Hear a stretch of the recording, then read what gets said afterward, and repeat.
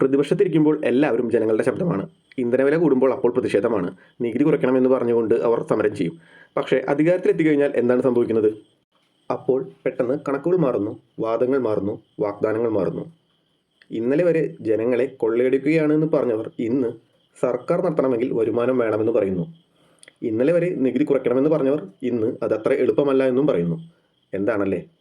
അപ്പോൾ സാധാരണ ജനങ്ങൾ ചോദിക്കുന്നൊരു ചോദ്യമുണ്ട്. പ്രതിപക്ഷത്തിരുന്നപ്പോൾ അവർ പറഞ്ഞത് രാഷ്ട്രീയമായിരുന്നോ? അതല്ല ഇപ്പോൾ പറയുന്നതാണോ ഒരു രാഷ്ട്രീയം?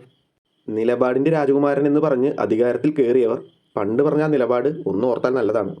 ഇന്നത്തെ പ്രതിപക്ഷ നേതാവായ പിണറായി വിജയൻ ചോദിച്ചൊരു ചോദ്യമുണ്ട്. UDF പ്രതിപക്ഷത്തിരുന്നപ്പോൾ ഇന്ധനവില കൂടിയപ്പോൾ സംസ്ഥാനത്തിന് കിട്ടുന്ന അധിക വരുമാനം ഉപേക്ഷിക്കണമെന്ന് പറഞ്ഞിരുന്നു.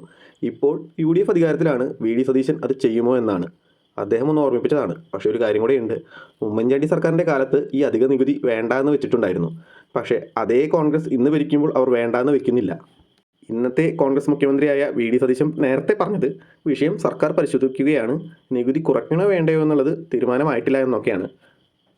ഇന്ന് VD സതീശൻ പറഞ്ഞത് വരുമാനം പൂർണ്ണമായി ഉപേക്ഷിക്കാൻ കഴിയില്ല എന്നും സാമൂഹ്യ പെൻഷൻ കൊടുക്കാനുണ്ട്, ക്ഷേമ പദ്ധതികൾ ഉണ്ട്, ധനപ്രതിസന്ധി ഇപ്പോഴുമുണ്ട്, തീരുമാനം ആലോചിച്ച് പിന്നീട് എടുക്കാമെന്നാണ് പറഞ്ഞത്.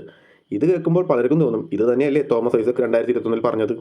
ഒരു കാലത്ത് തോമസ് ഐസക്കിനോട് ചോദിച്ച ചോദ്യമാണ് ഇന്ന് VD സതീശനോട് ചോദിച്ചത്. അന്ന് പ്രതിപക്ഷത്തായിരുന്ന ഈ VD സതീശൻ പറഞ്ഞത് എന്താണ്?